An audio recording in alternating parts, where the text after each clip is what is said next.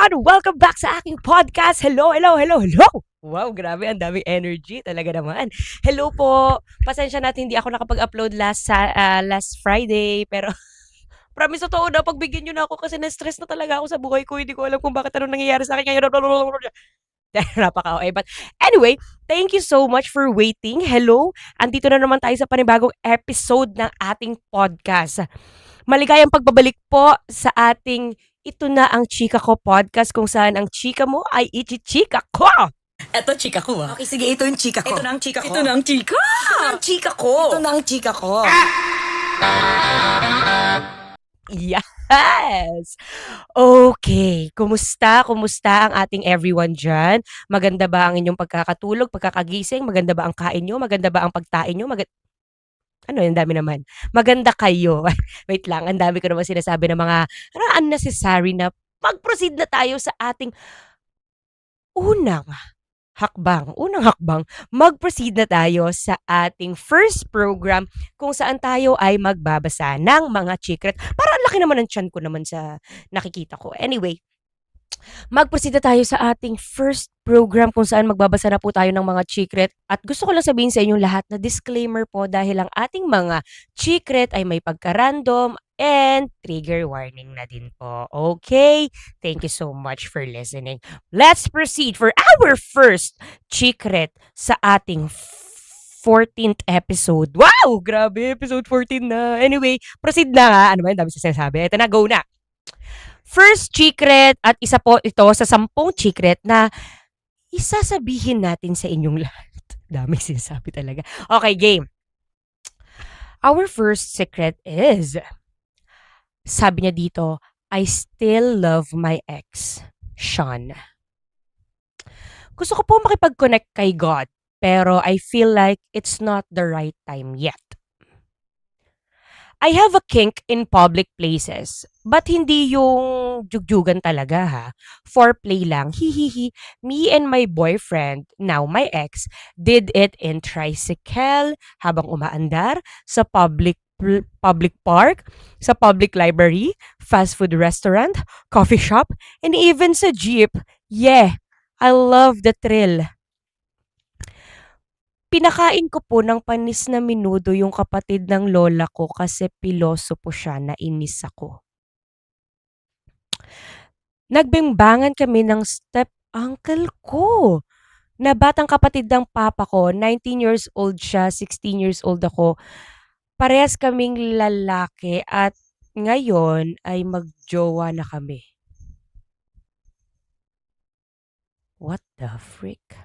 Niregalo ko yung alahas, real gold from Dubai, ng lola ko sa favorite teacher ko at BFF ko nung grade 1 ako. Bracelet, kwintas, earrings, at hindi po yun alam ni lola.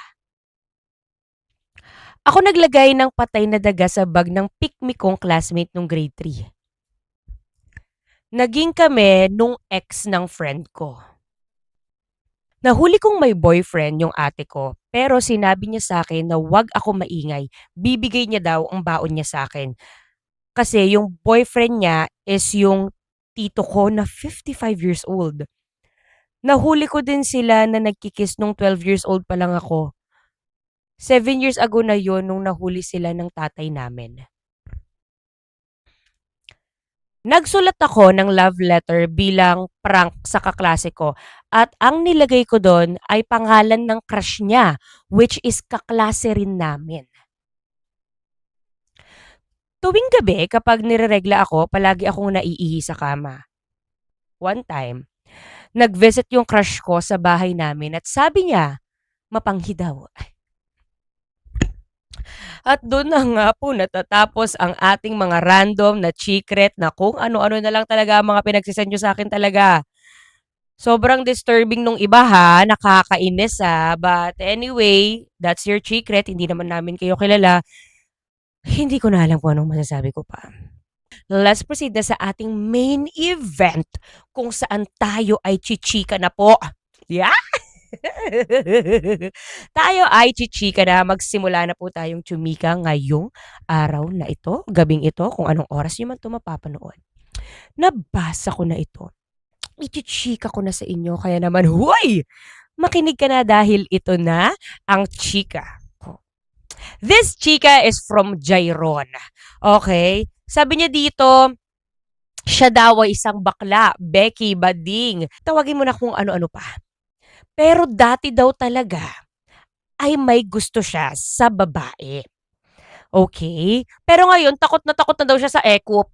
Ayaw niya na daw ng ekop. Pero dati, crush na crush daw talaga niya yung kaklase niya nung grade 7 siya. At ito daw ang nangyari na talaga namang hindi niya makakalimutan at kilig na kilig pa din siya kapag naaalala niya. Ano ba yun? Nagbulol ba ako doon? Hindi naman siguro, no? Okay, anyway, proceed. Nung grade 7 daw kasi siya, meron daw siyang crush sa isang babae na talaga namang napakaganda. Ang haba ng buhok, maputi, at talagang mapupukaw talagang attention mo dito sa babaeng ito. So ngayon, naging crush niya ito. Grade 7 yun, nagkagusto siya sa babae. That time daw ay COVID era pa. Ayan, so parang halos lahat nire-require pa din daw mag-face mask. So ngayon, naka-face mask daw siya, pumasok daw siya dahil face-to-face class nga nila. One time daw, sabi niya dun sa crush niya na ito na yung time para sabayan ko siyang umuwi. Sabi ko sa kanya, uy, tara sabay tayo umuwi. Nagulat siya dahil pumayag naman daw yung babae na sabayan siya umuwi. At that time daw parang ang tagal-tagal daw ng biyahe nila, halos aabot daw ng 1 oras ang biyahe nila papunta sa eskwelahan nila at pauwi din sa bahay nila galing sa eskwelahan. So ngayon kasabay niya na nga yung kanyang crush, umuwi. So ngayon syempre naka-face mask tapos sabay sila, sa loob sila ng tricycle. Umupo, ayan. So syempre parang feel na feel niya that time kasi grabe, crush na crush ko talaga 'to. Hindi ko talaga mapigilan yung nararamdaman ko. Totoo talaga ng mahal ko na siya, gano'n, gano'n. Hanggang sa habang nasa biyahe daw sila, siyempre usap-usap, kilig-kilig, talaga yung puso niya daw talaga, hindi niya daw talaga maipinta. Talagang totoo talaga na kinikilig ako, gano'n. Hanggang sa may nakapansin daw sa kanila pagbaba nila ng tricycle. Mukha kasi silang magjowa. Alam mo yun, dalawa, lalaki, babae, sabay umuwi, sabay maglakad, tapos magkadikit pa, 'di ba? Parang, "Uy, magjowa kayo 'no? Sana all, sana all." May mga gumaganon daw. So inaasar-asar daw sila hanggang sa ito daw si Jairon? Oh, ito daw si Jairon ay kinilig.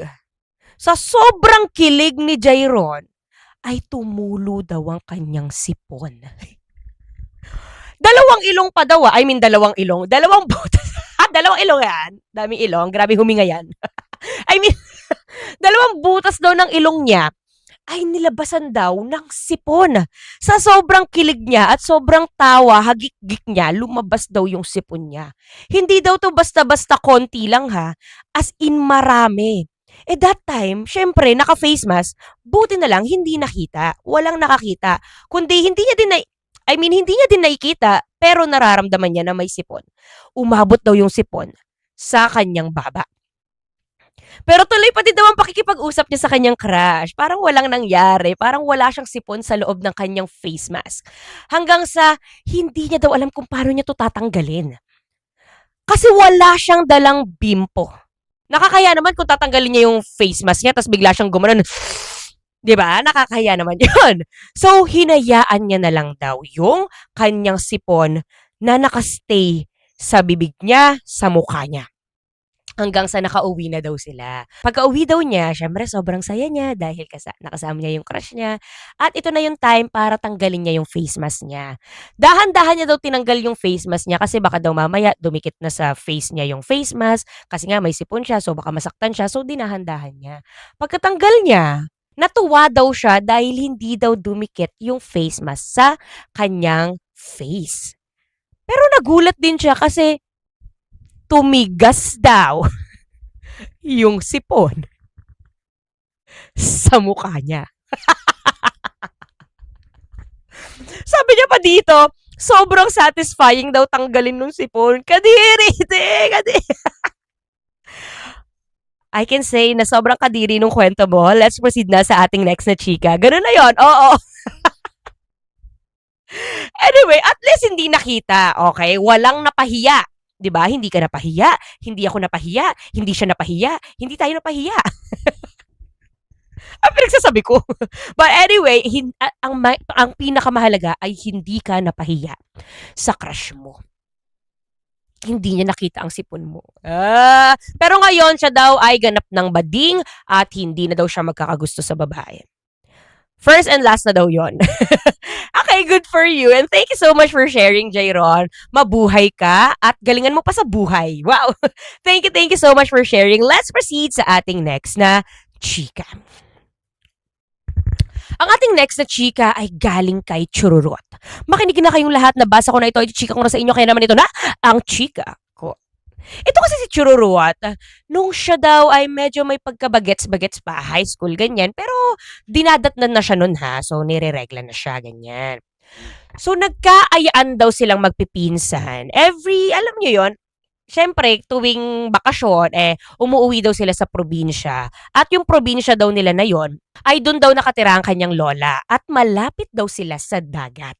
So, syempre, sobrang excited sila kasi, magsiswimming na naman kami sa dagat. Grabe, what a privilege. Pumunta na nga sila doon sa lola niya at ginanap na nga daw ang ayaan para maglangoy sa dagat.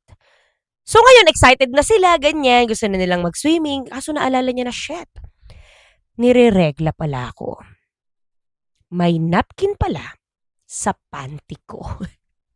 shit, paano to? Nasa dagat na ako. Lumalangoy na kami ng mga pinsan ko. Paano ko pa to tatanggalin? So, ang ginawa niya, lumayo siya ng konti sa mga pinsan niya. Swim. Habang lumalangoy-langoy palayo sa mga pinsan, unti-unti niya daw tinatanggal ang napkin niya sa panty niya. Nakita niya na may bato. Sinuksok niya daw doon sa bato yung kanyang napkin. So, suksok, ganyan, hanggang sa nagkaayaan na daw silang umahon sa dagat. Pagkaahon nila sa dagat, kain, kwentuhan, 'di ba, bonding, masaya. Hanggang sa napansin nila doon sa dagat na, uy, lumilinaw na yung tubig, tara, langoy na ulit tayo. Punta na tayo sa dagat, swimming na ulit tayo. Maya-maya pa, napansin niya na, shit. Yun ba yung napkin ko kanina na natanggal ko? Inipit ko yun doon sa sa bato. Bakit ngayon siya ay lumulutang sa dagat? So, yung instinct niya, bago pa makita ng mga pinsan ko, kailangan ko nang sabihin. Cause, tignan mo, Kadiri, sino yung nagtapon ng napkin dun sa dagat? Yuck! Sabi naman daw ng pinsan niya, ayaw nga, Kadiri, ang baboy naman nun. Kung sino man yun, napakababoy niyang tao. Oo nga, napakadugyot. Pero siya naman talaga, yun. So ngayon, nagtawanan na lang daw silang magpipinsan at hindi na lang daw pinansin yung napkin. Hoy! Te! No littering! Huwag mong gagawin yan sa dagat. Talaga naman sa kalikasan ka pa talaga nagdudumi, ha? Yun lang ang masasabi ko sa'yo. Huwag kang magtapon naman sa kung saan-saan naman ng kung ano-ano namang mga dumi naman dyan, mga basura naman, tinatapon-tapon mo naman. Huwag ka namang ganyan. Oo, ang galing mo pa umarte na, ay, hindi sa'yo yun. Oo, kung sino man ang nagtapon, napakadugyot. Ikaw naman yun. Ay, talaga ha?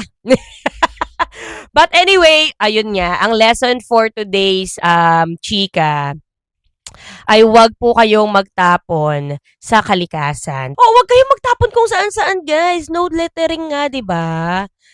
Grabe, napkin pa talaga. Kung ano pa talaga, oo, yung hindi kayang i-recycle, yun pa talaga yung iyong itatapon. Lagay, nako, sinasabi ko sa'yo. But anyway, thank you so much for sharing your chika, Kadiri ka. Let's proceed na sa ating next na chika. Okay, ayan, tumaas na ang aking paa dahil lumalabas na ang aking tiyan. Ang laki ng tiyan ko talaga, nakakalo. Teka, ayusin ko nga lang muna yung sando ko. So, ang ating next na chika ay na-chika ko na po ito sa live. Pero ewan ko, gusto ko din siyang ikwento dito sa podcast kasi yung live nawawala. Ito forever na to dito eh. So, this chika is from Chururot. At gusto ko lang i-share sa inyo na ang laugh ko talaga dito at ang laugh ng maraming tao sa live ko habang ikinikwento ko to. Kaya naman makinig na kayong lahat dahil ito na ang ating next na chika. Way back 2025 daw, nagkaroon daw sila ng summer class. So, syempre, ang mga kasama niya daw sa summer class ay yung mga friends niya. So, nagdadaldalan daw sila. Hanggang sa naisipan daw nila na, uy, what if magpatugtog tayo? Magpa-music naman tayo. So, syempre, that time, siya lang daw ang naka-iPhone, naka-Apple, malakas ang sound ng iPhone. So, sabi nila na, huy, ikaw na lang chururut, ikaw na lang magpatugtog, pero ng cellphone mo, dali, dali, patugtog tayo. So, ngayon, ayun na nga, hiniram ang cellphone niya at nagsimula na silang mag-search ng music. Maya-maya pa, tinitignan siya ng hindi maganda ng kanyang mga kaklase, ng mga friends niya. Maya-maya pa tumatawa na sila.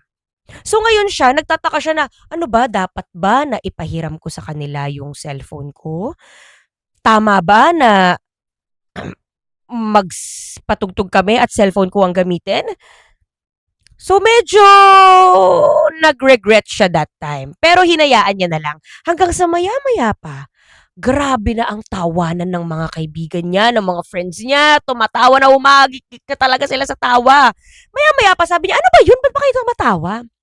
Sabi daw ng friend niya, ate, ano ba naman tong mga sinesearch mo? Bakit naman ganito yung mga sinesearch mo naman dito sa Spotify mo? Pagkatingin niya, bakit ano bang sinearch ko? Kinuha niya yung cellphone niya, pagkatingin niya, ang nakalagay sa search, men whimpering or moaning ASMR sounds. Ay! Ano ba yan? Sobrang hiyang-hiya daw siya. Gusto niya na lang daw magpalamon sa lupa kasi grabe, patayin niyo na lang kaya ako. Sa hiya! Grabe! Bakit yun? Sabi daw ng mga friends niya, bakit mo yan pinapakinggan?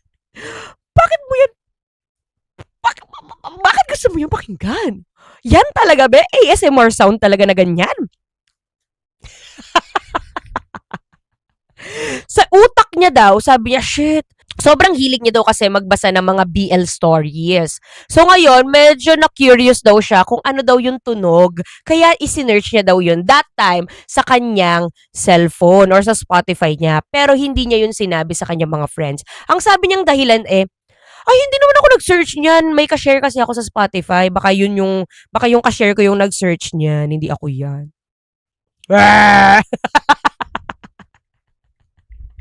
Ala na, huli ka na, te. Ano sinesearch mo, ha? Ayan, ha. Sobrang curious yarn.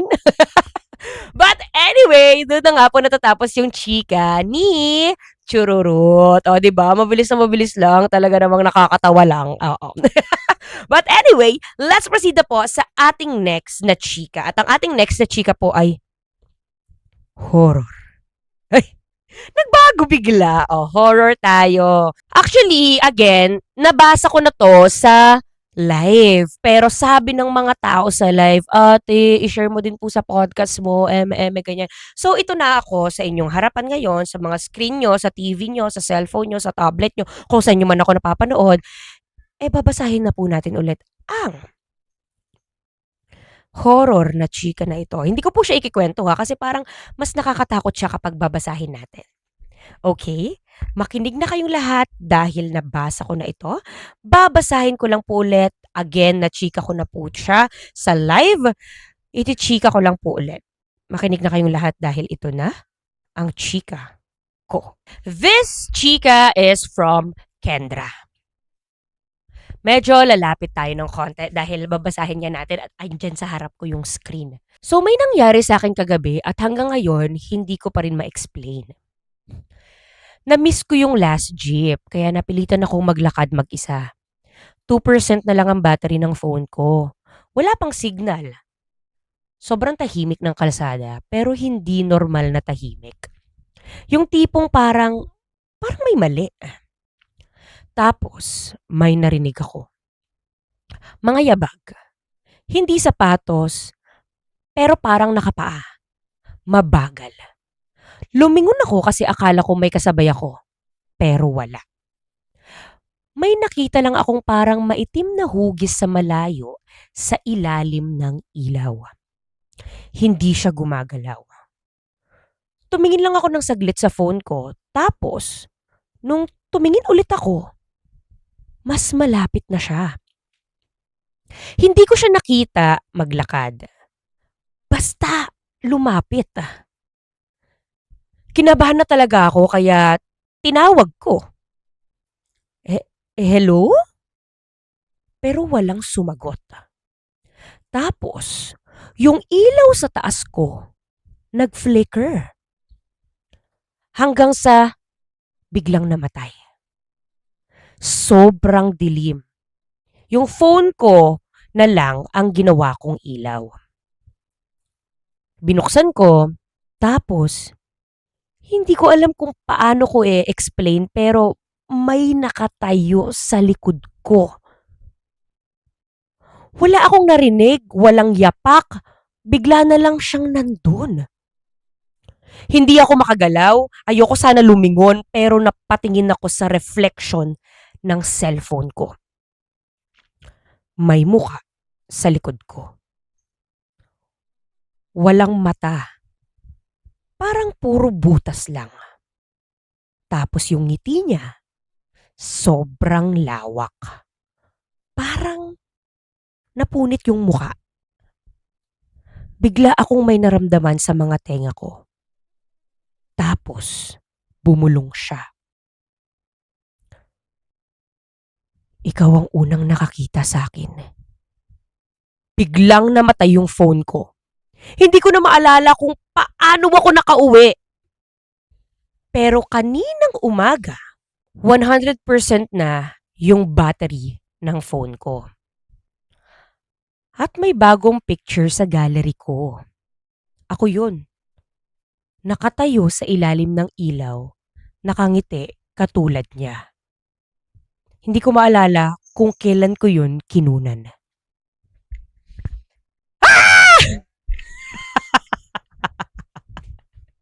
Woo! Hindi na ako natakot kasi pangalawang beses ko na tong nabasa. So, sa mga bagong beses pa lang to nabasa, hindi ko alam kung natakot kayo. Bahala kayo sa buhay nyo dyan. Pero, nung una talagang binabasa ko, tutoy, ang nginig ko, ang takot ko, ang sigaw ko, talagang, grabe! Every Sunday po kasi sa live ko, nagbabasa po kami ng mga horror na chika. At isa po ito sa mga nabasa namin nung Sunday at talaga namang ang takot talaga namin, guys. Sa mga hindi naman matatakutin, di kayo na, grabe kayo, ang galing nyo. Pero alam mo yon, wala lang, nakakatakot siya. Nakakatakot siya sa unang beses mo siyang mababasa or mapapakinggan, ganun. Thank you so much, Kendra, for sharing your horror chika. Kaya naman mag-proceed na tayo sa ating next na chika. Wag na natin masyadong patagalin pa kasi, baka mamaya naman yung iba talaga ay takot na, 'di ba? So, let's proceed sa ating next na chika. Gusto ko lang sabihin sa inyong lahat na kumapit kayong lahat dahil ang ating next na chika po ay tragic yet disturbing at the same time. Wow. Yun kasi yung sabi niya, this story is tragic yet disturbing at the same time. So makinig na kayong lahat, nabasa ko na ito, ichichika ko na sa inyo, kaya naman, ito na, ang chika ko. Plus, trigger warning din po.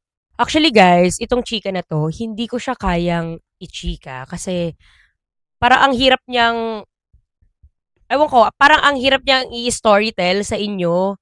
Kaya parang mas okay siguro if babasahin ko siya. Kasi nga, basta very disturbing siya talaga eh. Nakakaloka siya eh. Kung iisipin natin talaga parang, shit, bakit to nangyayari? Bakit to nagawa ng isang tao? Bakit ganito, ganyan, ganyan? Kaya wag na natin patagalin pa. Babasahin ko na lang po since maayos naman po ang pagkakasulat niya. Again, sabi niya dito, this story is a tragic yet disturbing at the same time. This is also a lesson for minors kung sino-sino na mamimit nila sa online. Hindi ko alam kung saan ako magsisimula pero meron akong account sa TikTok noong 2023. Since summer nung panahon na yon, I decided to create TikTok videos tungkol sa anime figures ko. Mga ilang minuto may nag-comment sa video ko. I found the guy very funny kaya agad ko siyang finalo back. Let's call him Carl. Few weeks naging strong friendship namin until he confessed na gusto niya ako. Since si Carl ay galing sa Nueva Ecija at ayoko talaga ng LDR, I rejected him. Hindi ko alam na doon pala magsisimula ang problema. Nagsimula na siyang mag-talk about suicidal and mga kababalaghan. Minamanyak niya din po ako. When I clearly told him I was 13 that time. Sa malaki kong puso, Hindi ko kaya siyang i-block kaya I stayed with the pain and brush it off na lang. Hindi ko na siya minessage kasi I was getting uncomfortable. Mga ilang buwan, nagulat ako na nag-message siya ulit. Kinakamusta niya ako. Naawa ako sa kanya kaya kinamusta ko rin siya. He told me na may girlfriend na siya sa lugar niya and I was so happy he found genuine love. Pero akala ko nagbago na siya. He was the same guy, sexualizing me even na may girlfriend na siya. Nagalit ako sa kanya noon kaya ako ang nagsimula ng away. Sa araw na yan, nagbago ang paningin ko sa kanya kaya I started ghosting him. Christmas passed by. He sent a paragraph telling me how special I am in his life. Until next year na. Akala ko nagbago na kaya agad ko siyang minessage kasi ini-spam niya ako araw-araw sa messenger. Until one day nagrant siya about sa girlfriend niya na nag-cheat daw. Let's call her Kim. I decided na i-comfort siya and nung naging comfortable siya sa akin, he told me about his suicidal tendencies once again. At nakakita na naman ako ng mga larawan na hindi pang minor but he never told me na hindi pa sila nagbe-break ng jowa niya. I lash out again and cause another argument pero siya yung nagpakumbaba. Sinasabi niya na siya daw yung tanga, siya daw yung mali, at hindi niya na uulitin. Maayos lang daw ito. Nawalan na ako ng interes makipag-usap sa kanya kaya I decided na maging busy sa life ko pero kinakamusta ko din naman siya. Until he started talking random stuff. Sabihin mo na lahat para kapag namatay ako, hindi mo na pagsisihan. Or something like, pag nabuhay ulit ako, tapos maging aso na ako, agad akong pupunta sa'yo. Nagtanong ako sa kanya, anong pinagsasabi mo? Sinabi naman niya na, magpapakamatay na ako sa December 24. Nakakaloka to! Whew! Nagulat ako kaya agad ko siyang kinonfront. He told me na may depression siya at hindi niya raw, makontrol yung utak niya. In short, may something daw sa utak niya. Kala ko biro-biro lang. Kaya hindi ko pinaniwalaan. December 24 passed by, he told me na hindi niya na daw itutuloy dahil nakipagbalikan na daw yung ex niya. Or hindi niya pa talaga kaya. Doon ako naging suspicious sa kanya kasi every time offline ako, alam mo yung mga taong bigla-bigla na lang mag-unsend ng mga pinagsasabi nila kahit hindi mo pa nakikita. Tapos, nag-send siya ng picture ng lubid. Grabe, again, trigger warning ha. So, in January 2, he told me na magpapakamatay na siya ng January 5. Doon ako medyo kinabahan, pero nawala yung kaba ko nung sinabi niya na next year na lang ako magpapakamatay pag nag-send ka na ng boob pics. Since minor ako, sinabi ko sa kanya na hindi ba pwede sa jowa mo na lang? Pero sinabi niya na nag-cheat nga daw yung kanyang jowa. January 5 passed by. We kept talking non-stop. He told me what is my last message before siya magpakamatay. Sinabi ko yung ibang details pero that wasn't a full message. Until 12 a.m. na, hindi pa siya nagchat-chat. Kaya I tried to brush it off and sleep. 2 days pass, hindi na talaga siya nagchat-chat. At doon na ako kinabahan. May nag-notif sa message request ko. Si Kim, yung girlfriend ni Carl. She told me na patay na daw si Carl. And pinadalhan ako ng image galing sa isa pang phone na, trigger warning, na nakahang siya sa puno. Hindi ko na kaya pero umiyak ako ng malakas habang nag-call ako sa girlfriend ni Carl. Kasi sobrang tanga ko na nawala ako sa tabi niya at nagre-regret ako na hindi ako nag-send ng boob pic. Oh my gosh. All this time, I found out na marami palang kabit si Carl and his girlfriend never cheated. It was an accident na hindi na-add si Carl sa story view setting ni Kim, but accidentally added his sister instead of him. Kaya akala ni Carl may tinatago si Kim, kaya inakusahan niya yung girlfriend niya na nag-cheat. Up to this day, I never forgive myself and I still blame myself na ako yung reason kung bakit nagpakamatay si Carl. Ever since that incident, laging bukas yung third eye ko. Nakakakita ako ng lalaki na patay sa bathroom namin at pagpikit ko, wala na. I kept seeing things. Probably na-traumatize ako. Yeah, I agree. Lesson learned, wag mag-TikTok. Pero sending big condolences kay Carl.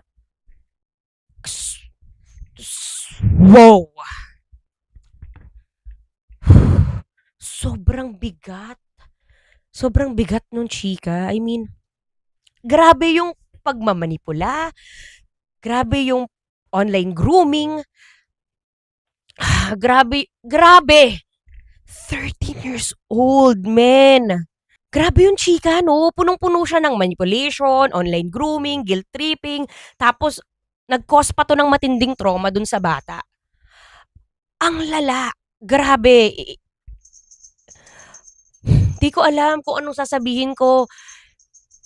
Pero, grabe, sobrang important na mag-seek tayo ng help sa professional. Lalong-lalo na ikaw, sender, kung sino man yung nag-send sa akin ito, please, mag-seek ka ng professional help, magpa-therapy ka.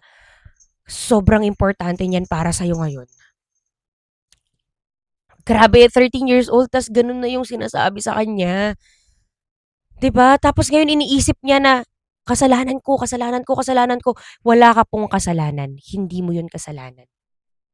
Okay? Wala kang kasalanan sa nangyari. Isa pa, ang masasabi ko din, parang, 'wag kang mam-blackmail ng isang tao. Parang suicide is never a bargaining chip. 'Wag na 'wag mo yung gagawin sa ibang tao or kung kayo man nakaka-experience kayo ng ganyan na sinasabihan kayo na mawawala sila kapag ano, ganito, ganyan, ganyan. Please, kung ako sa inyo, 'wag na kayo mag-stay sa ganong situation. Kasi kayo lang yung masisira. Okey lang naman maging mabait, eh, pero let's normalize saying no. Kailangan mababalance natin yung pagiging mabuti nating tao. Hindi puwedeng palagi na lang tayong, alam mo yun, palagi na lang tayong magte-take ng mga rants, palagi na lang tayong magte-take ng mga kung ano-anong mga sinasabi nila sa atin, palagi na lang tayong magte-take, take, take. Hindi puwedeng gano'n. Dapat matutunan din natin na, yung mental capacity ko is over na, hindi niya na kayang mag-take pa ng kahit ano pang ishi-share mo. So, kailangan ko muna mag-recharge. Mga gano'n ba. Pero ayun din, I'll give my condolences din to Carl. Kasi alam ko, mahirap din yung pinagdadaanan niya. And this is also a lesson to everyone, hindi lang sa mga bagets. Actually, more on sa mga bagets na mag-ingat kayong lahat sa online grooming.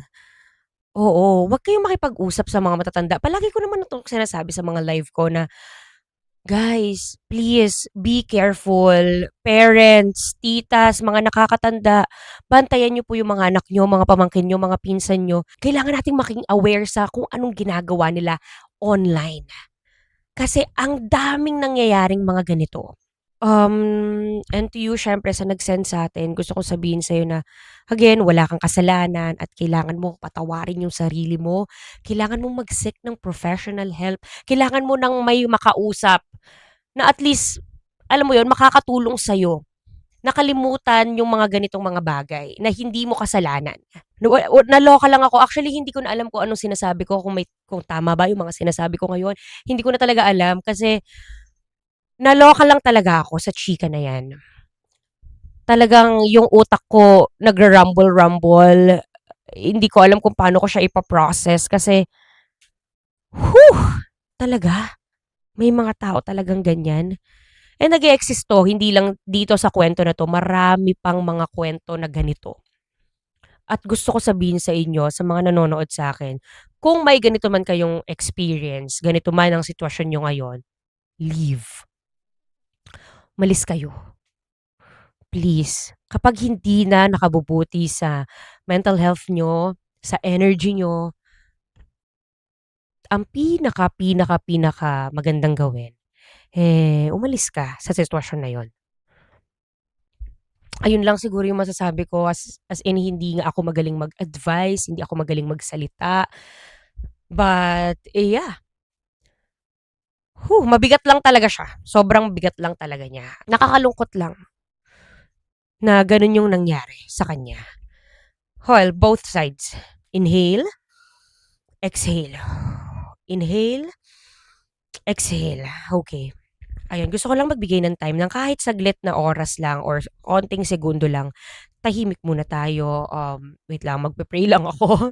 Oo, kasi ayun, hindi parang hindi ko kaya yung chika na yun, parang oo, parang nung unang nabasa ko siya parang ang sakit-sakit talaga niya, pero nung binasa ko na siya out loud, shinare ko na siya sa inyo, mas lalo akong nasasaktan. For both sides ha. Wait lang, humihihinga lang ako. Pause the video, pause this podcast, huminga lang din kayo. Give me a moment. Wait lang po. Alright, okay. Nakahinga na ba ang lahat? Okay na ako, nakahinga na ako. Medyo nagnilay-nilay lang ako ng saglit, pero okay na po ako. So again, let's proceed na po sa ating next na chika. Okay? Okay. Nakahinga ba kayo? Pinox niyo ba yung video? Huminga ba kayo ng malalim? Grabe, please. Guys, sana huminga din kayo ng malalim. Kasi grabe, ang bigat po nun. Okay? So, let's proceed na po sa ating next na chika. Ang ating next na chika ay love story. Okay, so this chika is from Vien. Makinig na kayong lahat, nabasa ko na ito. Chika ko na sa inyo, kaya naman ito na ang chika ko. Si Vien daw, ay meron daw siyang boyfriend at 5 years na daw sila together. Oo. Sobrang masaya daw. Parang since high school, lovers na daw talaga sila. Tapos, alam mo yon nung high school sila, nag-confess daw itong lalaki na to after graduation. Pumunta daw sila sa favorite spot nila para mag-confess daw yung kanyang boyfriend that time. So, nung nag-confess, di yun, naging magjowa na nga sila at makalipas ang 5 taon, ay sila pa din daw. Sobrang saya daw nila in a relationship dahil lahat ng first, silang dalawang magkasama, lahat ng mga gusto nilang gawin, silang dalawang magkasama, may mga hirap, may mga challenges, may mga problems sa relationship, pero pinili pa rin nila ang isa't isa. Ganon nila kamahal ang isa't isa. After 5 years ulit, napagdesisyonan na ng kanyang boyfriend na mag-propose sa kanya. So, nag-propose na si boyfriend sa kanya at sobrang saya niya kasi this is the moment. Engage na kami. Ikakasal na, ikakasal na, ikakasal na kami. Ganon. So ngayon, pagka-engage, di ang saya-saya. Yes, it's a yes, of course. Pakasalan mo ko. Grabe, high school sweetheart. Turns to ano? Wife and husband. Talaga naman, wow! So, nag-propose, ganito, ganyan, ganyan. Hanggang sa si Viet, may nakita siya sa cellphone ng kanyang soon-to-be husband. Na-figure out niya, may naka one night stand daw itong kanyang soon-to-be husband na random woman just to relieve some stress. Nakakaloka. After all these years, we've been together for 10 years. And I just found out na may naka one night stand ka na random na babae just to relieve stress? Are you freaking serious? Siyempre na-hurt siya. Nasaktan siya. Pero hindi niya agad kinonfront yung kanyang soon-to-be husband. Pero kitang-kita niya sa mukha ng soon-to-be husband niya yung nginig, yung takot, yung pagpapawis ng kamay, yung kaba. Hindi daw ito mapigilan ng kanyang soon-to-be husband. Halatang may tinatago. Makalipas ang ilang araw, ganun na ganun pa din ang reaksyon, ang kinikilos ng kanyang boyfriend. Hanggang sa umamin na daw yung kanyang boyfriend. Ang kanyang soon-to-be husband umamin na daw. Sinabi niya dito kay Vien, lahat meron akong naka one night stand na random na babae. Because I was so stressed. And I just wanted to have someone na mapagbubuntunan ko ng stress ko. And he explained it very well daw. At doon daw na-realize ni Vian na, it's just a one night stand. Hindi niya talaga mahal yung babae. Okay. He cheated but now he regrets. Okay, now what? Anong gagawin ko? Sobrang mahal na mahal ko siya. Hindi ko 'to matanggap. Pero alam kong mahal na mahal din niya ako.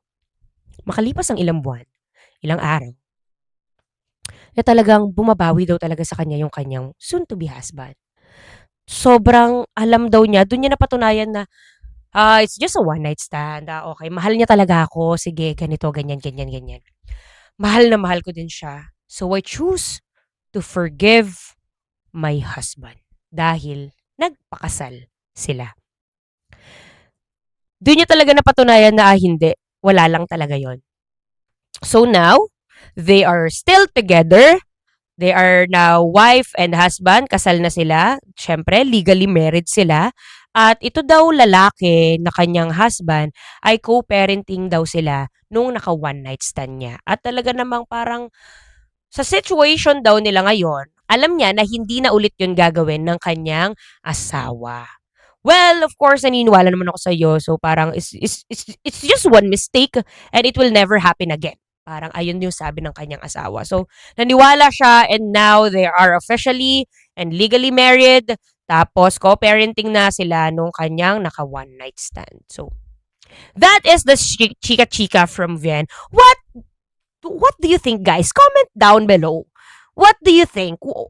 Kasi ako, I actually don't know. Kasi sa side ko, kapag may ginawa ang isang tao sa akin na hindi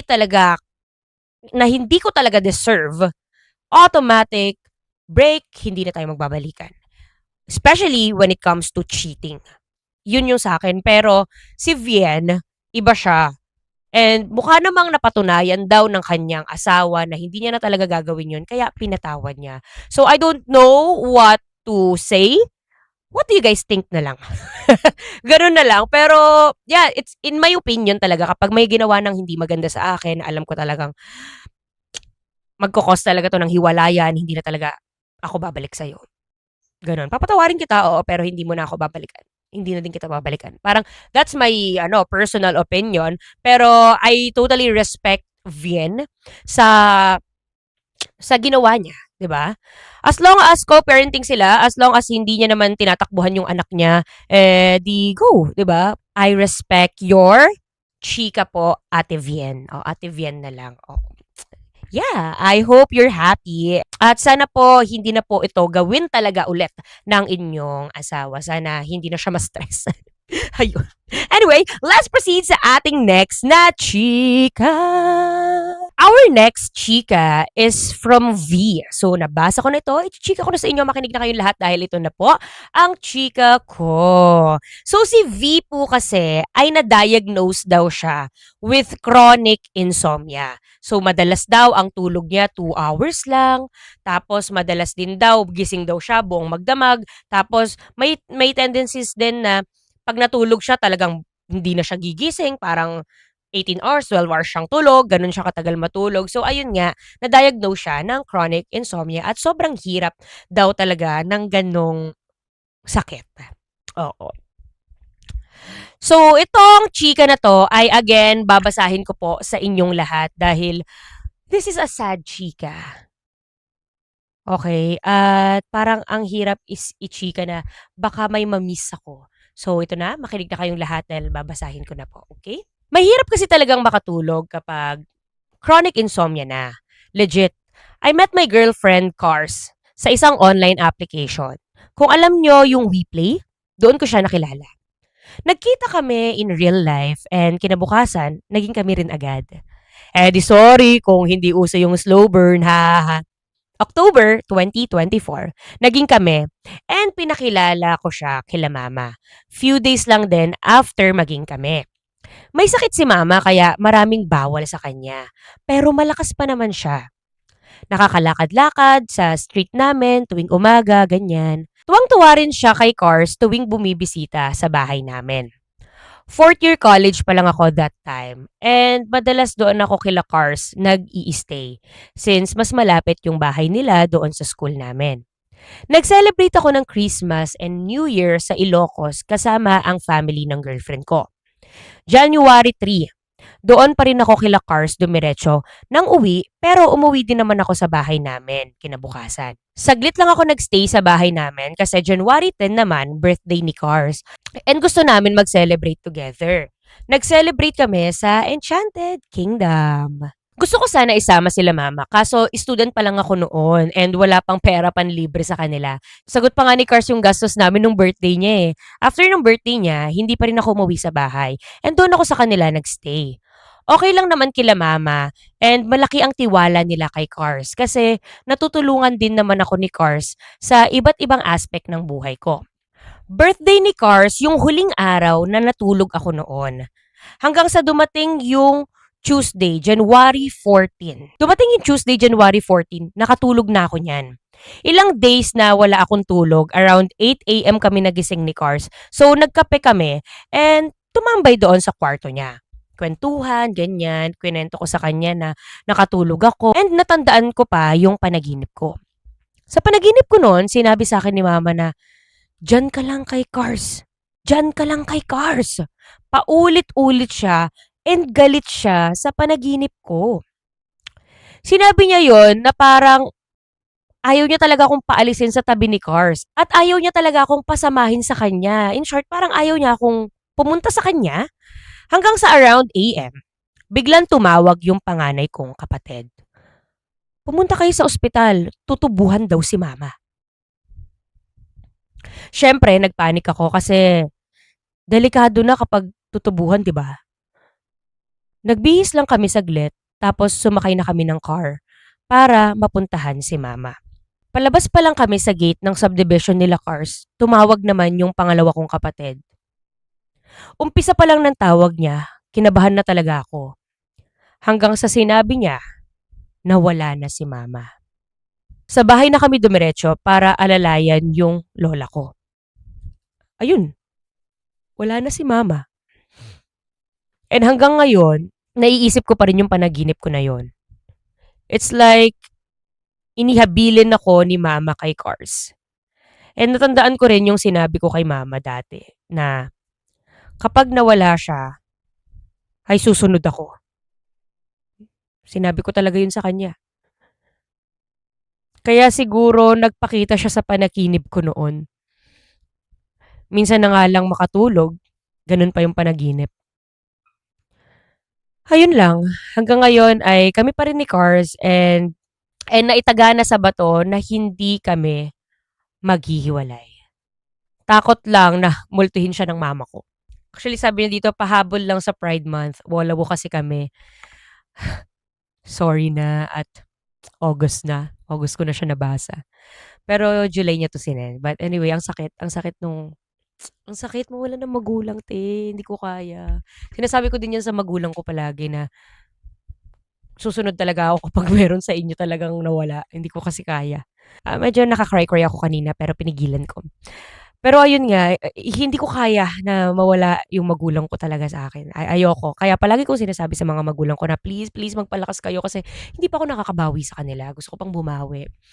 Pero ayun nga, sa kwento ni V, condolence po sa mama mo. Alam ko, tanggap na tanggap ka ng nanay mo kasi syempre, di ba, pati sa panaginip, sinabi sa'yo ng mama mo na magstay ka sa bahay ng girlfriend mo o magstay ka sa girlfriend mo, sa tabi ng girlfriend mo instead na sa tabi niya. Parang grabe yung pagka-selfless talaga ng mga magulang, no?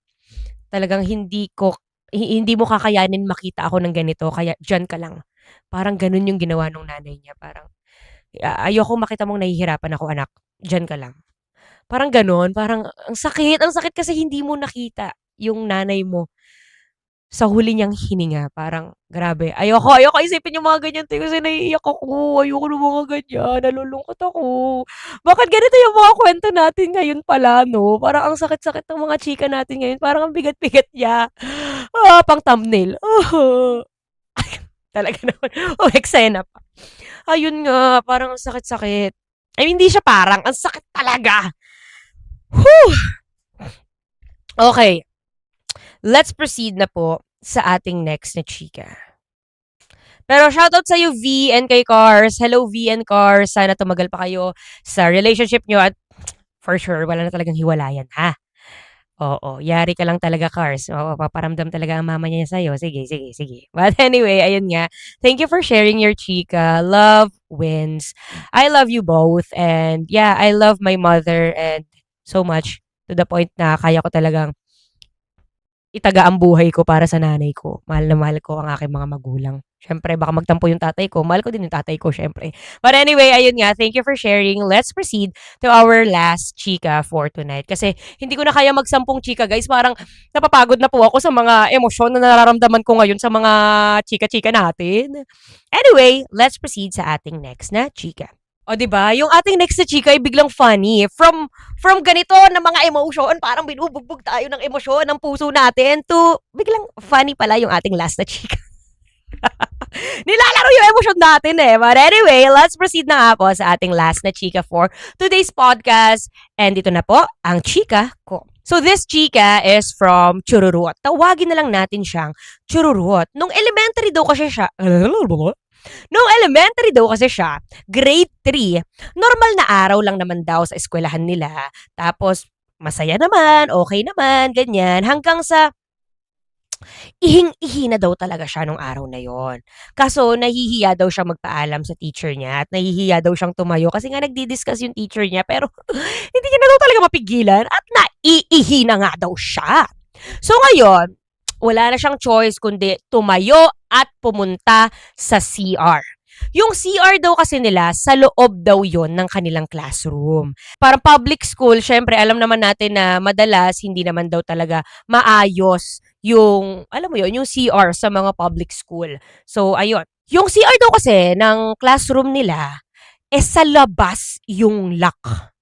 Nasa labas daw yung lock. So, kapag nasa loob ka, kailangan maglagay ka pa ng something para hindi mabuksan yung CR kapag nag-CR ka sa loob. So, ngayon, ano ba naman tong CR na to? Bakit walang lock? Ganyan, ganyan, ganyan, ganyan. So, ngayon, since naiihi na nga siya, hindi niya na nga mapigilan yung ihi niya. Binuksan niya yung CR nila. At pagbukas niya ng CR, meron daw doon isang estudyante na naka-frog style. At buti na lang, yung estudyante na naka-frog style ay nakatalikod daw sa pintuan ng CR. In short, siya daw ay, pasintabi sa mga kumakain, tumatay. Nagulat daw siya at nagulat din daw yung tao sa loob ng CR. Kasi nga, tumatay ako, pero bigla-bigla mo na lang binubuksan. Talaga hindi mo talaga i-check muna kung may tao ba sa loob. Paano daw niya ma-check kung may tao sa loob? Mafi-figure out mo lang kung may tao sa loob ng CR kung ito ay nakasara sa loob or nakabukas ang gripo para marinig. Pero hindi eh.